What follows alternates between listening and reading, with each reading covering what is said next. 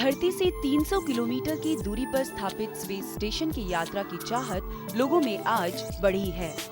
अंतरिक्ष से अपनी धरती को देखना भला किसमें उत्सुकता नहीं जगाएगा।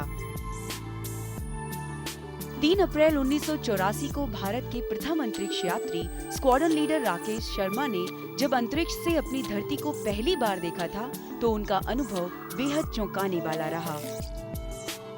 तब स्पेस में राकेश शर्मा ने योगासन के जरिए अपने आप को चुस्त दुरुस्त रखते हुए विश्व के सामने कौतूहल का विषय बना दिया था। ड्यूरिंग द स्पेस फ्लाइट हमें आधे घंटे का वक्त दिया हुआ है। हमने 5 आसन चुने हैं। सोवियत वैज्ञानिकों की मदद से तब रेडियो ब्रिज के जरिए तत्कालीन प्रधानमंत्री श्रीमती इंदिरा गांधी से राकेश शर्मा का संवाद इतिहास के स्वर्णिम पन्नों में दर्ज है। आपके कार्य का बहुत बड़ा महत्व है। इससे बाह्य अंतरिक्ष के रहस्य खुलेंगे और हमारी धरती के पर्यावरण पर उसका सीधा प्रभाव पड़ेगा। कल्पना चावला की अंतरिक्ष यात्रा और दुर्घटना अंतरिक्ष के इतिहास में अवसाद देने वाला जरूर माना जाएगा, परंतु आज सुनीता विलियम्स ने अंतरिक्ष में सर्वाधिक दिनों तक रहने का विश्व रिकॉर्ड बनाकर भारतीय नारी की छवि को विश्व पटल पर स्थापित किया है। अंतरिक्ष यात्री राकेश शर्मा आज भी अपनी स्मृतियों में उन क्षणों को जीते हैं और भविष्य की संभावनाओं की ओर इशारा करते हैं, ताकि मून मिशन की कामयाबी को नई पीढ़ी अपनी मुट्ठी में कैद कर सके। ये अजब संयोग है कि 23 वर्ष पूर्व 3 अप्रैल 1984 को अंतरिक्ष में पहले अंतरिक्ष भारतीय यात्री राकेश शर्मा पहुंचे थे और उन्होंने तत्कालीन प्रधानमंत्री श्रीमती इंदिरा गांधी से बातचीत की थी। और एक अजब संयोग ये भी माना जाएगा कि उसके ठीक 23 वर्ष पहले यूरी गांगरिन ने भी जब अंतरिक्ष में वो पहुंचे थे तो उन्होंने ये शुभकामनाएं दी थी कि एक न एक दिन भारत का कोई अंतरिक्ष यात्री अंतरिक्ष में पहुंचेगा। और आज ये भी एक अजब संयोग माना जाएगा कि 23 वर्ष बाद, यानी कुल 46 वर्ष बाद सुनीता विलियम्स अंतरिक्ष में पहुंची और सफलतापूर्वक अपनी अंतरिक्ष यात्रा करके वापस लौटी। आज हमारे बीच वो राकेश शर्मा विशेष रूप से बातचीत करने के लिए मौजूद हैं। राकेश शर्मा जी, आपका बहुत बहुत स्वागत है। देशवासियों की तरफ से और अपने दूरदर्शन परिवार की तरफ से बातचीत करते हुए हम आपको अपने अतीत में ले जाना चाहते हैं कि जब आप अंतरिक्ष में पहली बार जब पहुंचे थे और तत्कालीन प्रधानमंत्री श्रीमती इंदिरा गांधी से आपने बातचीत की थी, वो वाकया वो कैसा था, किस तरह का था? आप अंतरिक्ष में बोल रहे थे, अंतरिक्ष से सारी दुनिया को देख रहे थे और यहाँ हमारी प्रधानमंत्री बैठी थी, तो मैं चाहता हूँ कि आप उसको कुछ बताएं। जब मैं गया था अंतरिक्ष में उस समय मैं एयरफोर्स का अफसर था और मेरा रैंक स्क्वाड्रन लीडर था। तो उसके बाद फ्लाइट के बाद मैं वापस अपनी एयरफोर्स करियर मैंने फिर से शुरू की और जब मैं रिटायर हुआ, प्रीमेच्योर रिटायरमेंट, तो विंग कमांडर का रैंक लेके रिटायर हुआ। तो जो आप कह रहे हैं कि उस फ्लाइट के समय जो हुआ था वो 1984 में 8 दिन की फ़्लाइट थी और जब ही प्रधानमंत्री से बात हुई, ये काफ़ी नर्वस मोमेंट था मेरे लिए, क्योंकि हमें कभी ट्रेनिंग नहीं दी जाती थी कि आप देश के सबसे ऊंचे एग्जीक्यूटिव से आप बात कर रहे हैं। और तो इसलिए जब ही वीडियो लिंक बना, खुशकिस्मती से इंदिरा गांधी जी का फेस हमारे सामने नहीं था, सिर्फ ऑडियो लिंक था। अच्छा। तो इसी वजह से मेरा ख्याल है जब भी उन्होंने पूछा कि वहाँ से भारत कैसे लगता है, तो मैंने बिल्कुल कह दिया कि सारे जहां से अच्छा। और वो इसलिए क्योंकि सारे जहां से अच्छा मोहम्मद इकबाल का जो गाना था, वो जब हम स्कूल में हुआ करते थे, वो तो बिल्कुल नेशनल एंथम की तरह हम गाया करते थे। ऊपर से भारत कैसा दिखता है आपको? जी, मैं बगैर किसी झिझक के कह सकता हूँ कि सारे जहां से अच्छा। भारत को हम देखते हैं नियर अर्थ ऑर्बिट से, और हमारा जो देश है उसमें तरह तरह के रंग हैं, रेगिस्तान है, कोस्ट लाइन है और गेंजेटिक प्लेन हरे बिल्कुल, और माउंटेन्स बिल्कुल जामुनी रंग के दिखाई पड़ते थे उस ऊंचाई से। तो ये दृश्य जब आदमी देखता है और जब कंपेयर करता है बाकी जगह से जिसके हम ऊपर उड़ रहे थे, तो वाकई हमारा जो देश है देखने में बहुत ही सुंदर है अंतरिक्ष से।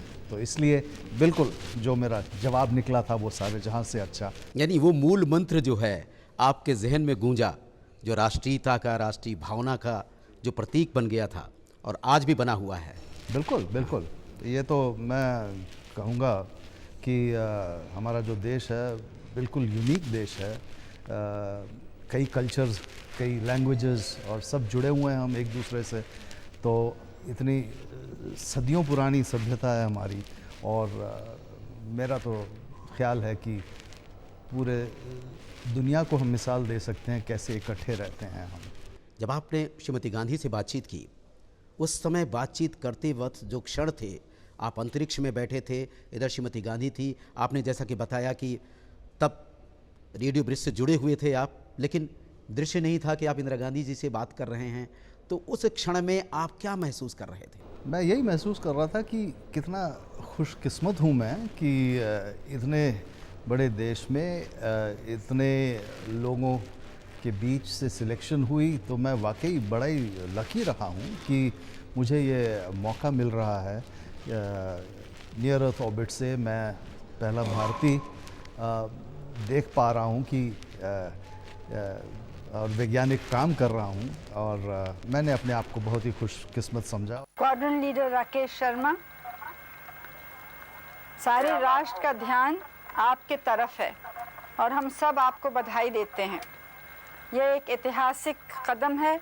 मेरी आशा है कि इससे हमारा देश अंतरिक्ष के प्रति जागरूक होगा। भारत के नागरिक होने के नाते आपको धन्यवाद देता हूं, और मेरे क्रू मेंबर्स भी मेरे साथ आपको धन्यवाद देते हैं। मैं उस समय यही चाहता था कि जो मेरा एक्सपीरियंस है, किसी तरह मैं इस एक्सपीरियंस को अपने देशवासियों के साथ बांट लूं। तो यही मेरी कोशिश थी कि नियर अर्थ ऑर्बिट से जब भी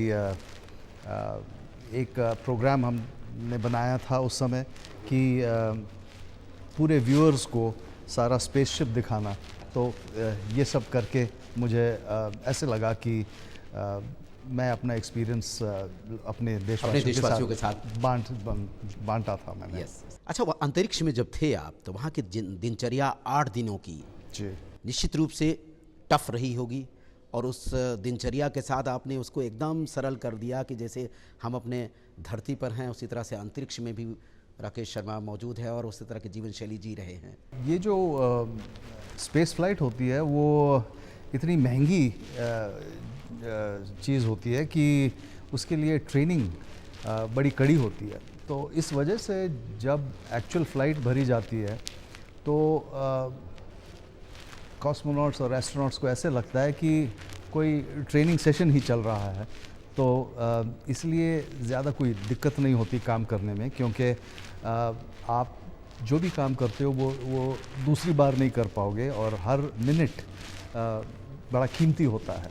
सो इस लिहाज से जो काम हमने किया, जो एक्सपेरिमेंट्स हमने किए, वो पहले कई बार हम प्रैक्टिस कर चुके थे, तो काफ़ी आसानी से ये हो पाए। हाँ, अगर मैं कहूँ कि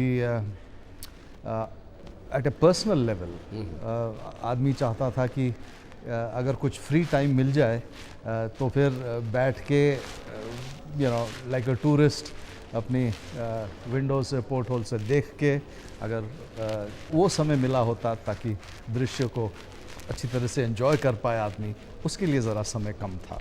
नहीं, आपने वहाँ योगा भी किया? जी, ये आपने जिक्र किया अपने संस्मरण में। आपने योगा प्रोग्राम से हमारे कंट्री में बहुत इंटरेस्ट जनरेट हुआ है।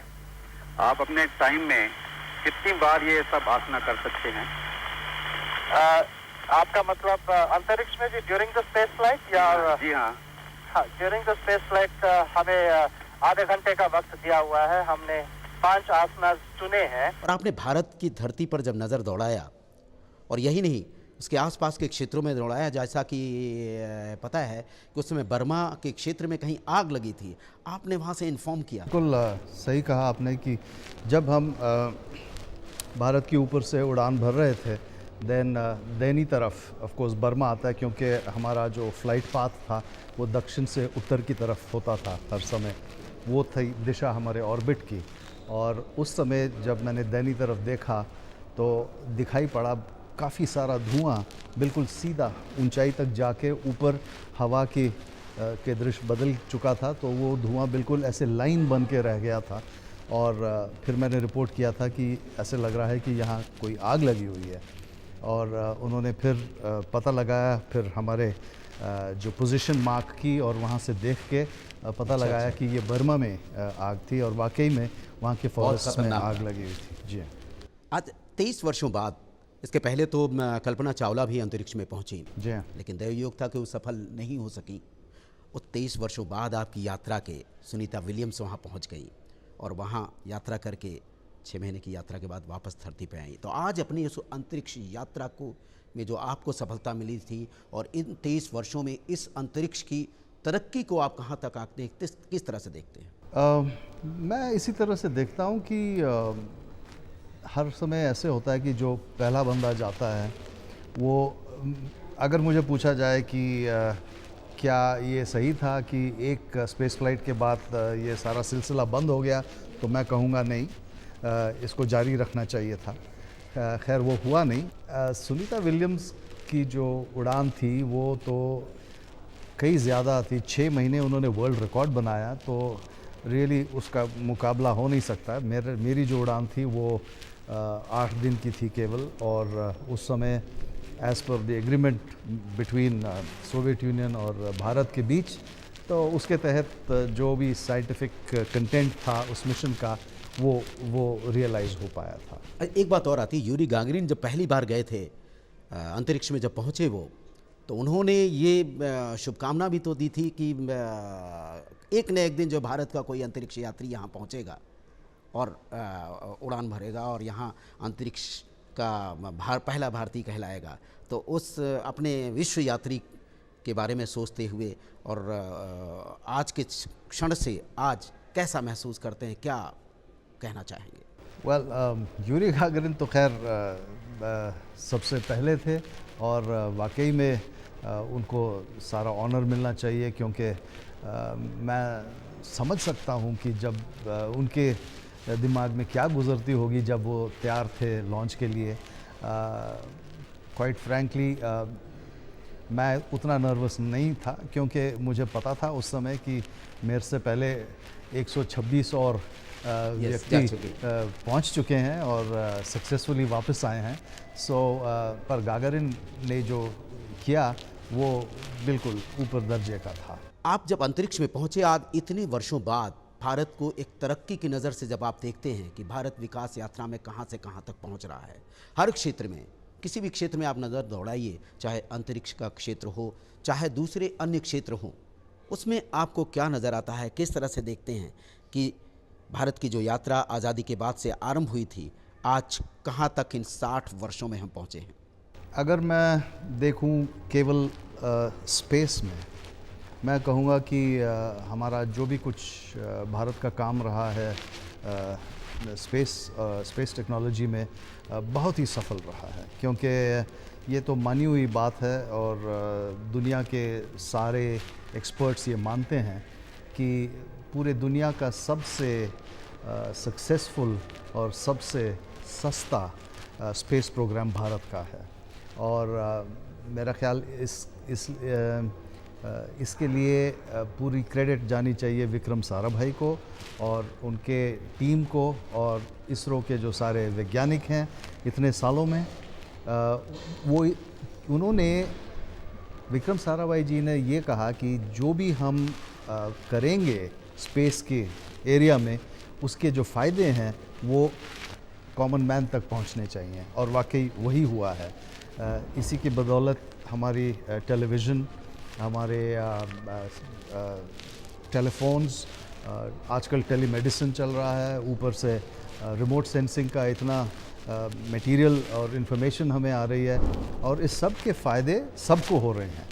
तो इसके बाद अभी इसरो सोचने लगा है कि इसको आगे बढ़ाया जाए। तो जैसे ही हमने जैसे एंटार्क्टिका में इन्वेस्ट किया है फ्यूचर के लिए, भविष्य के लिए जी। तो मैं कहता हूँ कि स्पेस में जो है हम काफ़ी मतलब आगे निकल चुके हैं, नॉट कंपेयर टू बाकी Any देशों other- के साथ, yes, yes. Other developed Nations, मगर जो भी कुछ हमने किया है इन 60 वर्षों में बहुत ही अच्छा किया है, बहुत ही सफल प्रोग्राम रहा है हमारा स्पेस का। अभी जो अब मून मिशन की भी तैयारी चल रही है, चंद्रमा पर पहुंचने की, तो आप उस संकल्प की तरफ क्या कहना चाहेंगे? देखिए, मैं वही कहना चाहूँगा कि जैसे हमने एंटार्क्टिका में पैसे लगाए हैं, जैसे हमारे वैज्ञानिक एंटार्क्टिका में हैं, उसी तरह मून को भी हमें कॉलोनाइज़ करना पड़ेगा, क्योंकि रिसोर्सेज जो हैं हमारे धरती पे, जैसे गांधी जी कहा करते थे कि the earth can provide for everybody's need but not everybody's greed. So consumption बढ़ती जाएगी, अर्थ के रिसोर्सेज लिमिटेड हैं और हमें कोई दूसरा घर ढूंढना पड़ेगा। तो घर का मतलब सिर्फ रिसोर्स के एंगल से, सो सबसे पहले ये होगा कि मून कॉलोनाइज होगा, और उसके बाद वहाँ पे मटेरियल्स मिलेंगे, माइनिंग मिलेगी, वहाँ से एनर्जी ट्रांसफ़र की जाएगी धरती की ओर, और वो एक प्लेटफॉर्म बन जाएगा जहाँ से आप डीप स्पेस मिशंस लॉन्च कर सकोगे मार्स के लिए। सो ये मैं समझता हूँ कि जो हम मून की तैयारी कर रहे हैं ये बिल्कुल ज़रूरी है, और मेरे को पूरी उम्मीद है कि हम उसमें भी सक्सेसफुल रहेंगे। इन वर्षों में उन नेताओं को याद करते हुए जिनकी संततियां हैं हम सब, जिनकी देन है हम सब, और इसको आगे बढ़ा रहे हैं, आप उस नज़रिए से भारत को भविष्य के रूप में किस रूप में आप देखते हैं, क्या आंकते हैं? मैं समझता हूँ कि अगर हम देखें कि हमारी हिस्ट्री क्या रही है इतने सालों से, जैसे हमारी सभ्यता है, मैं तो कन्विंस्ड हूँ कि अगर इस दुनिया को कोई भी कंट्री लीडरशिप दे सकती है from a moral stand point, वो भारत ही हो सकता है। तो इसीलिए जो अगली ट्रीटीज़ बनेंगी सपोज़ मून के ऊपर, कि उसके जो रिसोर्सेज बांटे जाएंगे, किस तरह वो रिसोर्सेज को बांटना होगा, ये अच्छी बात होगी कि भारत का भी उसमें एक नाम जुड़ेगा और भारत इंश्योर करेगा कि ये इक्वल डिस्ट्रीब्यूशन हो। सो नहीं तो क्या होता है कि ये सारी जो कॉन्फ्लिक्ट की और लड़ाइयों की जड़ यही होती है कि जो रिसोर्सेज हैं हमारे पास वो सही तरह से नहीं बट रहे हैं, और इसीलिए ये कॉन्फ्लिक्ट होता है। सो मैं तो समझता हूँ कि हमारा देश जो लीडरशिप के लेवल पे आएगा, लीडरशिप का मतलब ये नहीं कि हमारे डिफेंस ज़्यादा होगा, आर्मामेंट ज़्यादा होंगे, लोग हमसे डरेंगे, पर नो, मॉरल लीडरशिप की मैं बात कर रहा हूँ। तो आई थिंक वो सिर्फ भारत ही दे पाएगा, और I have no doubt whatsoever कि ये रोल भारत अपनाएगा। सामूहिक चेतना की बात को सामने रखी जाए, सब मिलजुल कर अपने देश की तरक्की के लिए अगर एकजुट होकर के आगे बढ़ने की तरह अगर कोई एक मिशन, एक संकल्प लेकर आगे बढ़ें तो क्या करें, किस तरह से बढ़ें? क्या आप सोचते हैं एक वो अंतरिक्ष यात्री किस तरह का विज़न देना चाहता है कि जो आने वाली पीढ़ी है या और जो मिलकर के हमारा जो युवा है आगे बढ़े, तो क्या करें? देखिए जी, मैं अपने आप को काफ़ी खुशनसीब समझता हूँ। वो इसलिए अव्वल तो मुझे ये चांस मिला कि स्पेस में होकर आऊँ, मगर मेरे अपने करियर के तहत मैंने बाहर काफ़ी काम किया है, बाकी एक्सपर्ट से मेरी मुलाकात हुई है, उनके साथ कंधे से कंधा लगा के कई प्रोजेक्ट्स में मैंने काम किया, और मैं यही कहूँगा कि जो भारतीय है, भारतीय वैज्ञानिक, आम आदमी जो है, वो कहीं आगे है बाकी लोगों से। सो मैं यही कहना चाहूँगा कि अगर, और हम इतने ज़्यादा हैं, हमारा रिसोर्स बेस इतना ज़्यादा है, तो मैं यही कहूँगा कि अगर हम सब अपना इंडिविजुअल पोटेंशियल रियलाइज़ कर पाएँ और अपने आप के बजाय अपनी टीम या अपनी कंट्री के बारे में सोचें। एक मैं अच्छी तो भावना के कहता हूँ, साथ। नहीं, कंट्री के आगे अच्छा। भी जाइए आप, हाँ, हाँ। बिकॉज हम सब ह्यूमन बीइंग्स हैं, हम सब इस प्लेनेट पे हैं, तो हमें अपने आप, हम सब के बारे में सोचना चाहिए और हम ऐसे ही आगे बढ़ते जाएंगे। और अगर हम ये करें तो भारत बन जाएगा बिल्कुल लीडर इन दिस। और हम पहले भी बात कर चुके हैं किस तरह की लीडरशिप की मैं बात कर रहा हूँ। जीवन शैली लोगों की बदल रही है और आपने जिस जीवन शैली को जी करके और आज भी अपने आप को जिस तरह से चुस्त दुरुस्त एनर्जेटिक ऊर्जा से भरा हुआ एक व्यक्तित्व के रूप में सामने रखा है, मैं चाहूँगा कि अपनी जीवन शैली के बारे में थोड़ा सा शेयर करें। सबसे महत्वपूर्ण चीज़ वो होती है कि ज़िंदगी में बैलेंस लाना चाहिए। अगर तो आदमी एक ही तरफ भागता जाए तो वो ज़िंदगी आउट ऑफ बैलेंस हो जाती है। सो ये बहुत ही एसेंशियल है कि ज़िंदगी बैलेंस लाइफ जिया जाए। और हर एक बंदे की कैपेबिलिटीज़ अलग होती हैं। जो भी हो तो आप अपने पोटेंशियल को रियलाइज़ करिए, काम करते जाइए, बदलाव ले आइए अपने में और बाकियों जो आपके साथ जुड़े हुए हैं। और ये करने से ही हमारी पीढ़ी आगे बढ़ेगी और हम सबको खुशियाँ मिलेंगी। और इन पीढ़ी से आप ये भी तो कहना चाहेंगे कि जो स्पेस में जाना चाहते हैं, बहुत युवाओं की कल्पनाएं हैं, बच्चों की कल्पनाएं हैं, आज स्पेस की तरफ सबकी जागरूकता बढ़ी है। और जो आपको जानते हैं, नहीं जानते तो उन्होंने पढ़ा है, आपको नहीं देखा है तो उन सब से, और सुनीता विलियम्स की जो सफलता मिली है, एक अलग तरह की स्पेस के प्रति जागरूकता बढ़ी है। उन यूथ को, उन बच्चों को आप क्या कहना चाहेंगे? बच्चों को यही कहूँगा कि ठीक तरह से पढ़ाई करो, स्पेस रिलेटेड साइंसेस चुनो।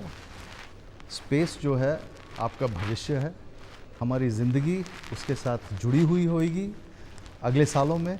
सो जितनी जल्दी आप इसकी तैयारी करोगे उतने ही आप सफल रहोगे। मैं बहुत ही प्राउड हूँ कि मैं एक भारतवासी हूँ।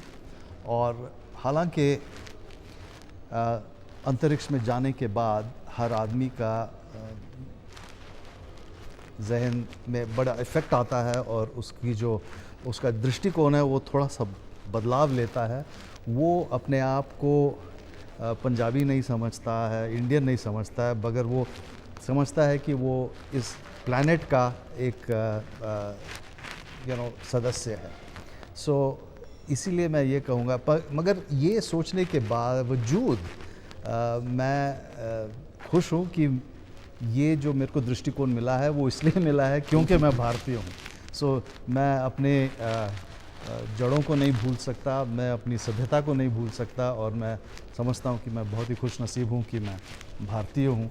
और ये मेरे कोई शक नहीं कि आगे की जो दुनिया की लीडरशिप हमारे देश को मिलेगी। इकबाल का वो जो शेर अगर एक बार पढ़ते हुए अगर इसका समापन हो तो और भी अच्छा रहेगा। सारे जहां से अच्छा हिंदुस्तान हमारा, हम बुलबुलें हैं इसकी, ये गुलसिता हमारा हमारा।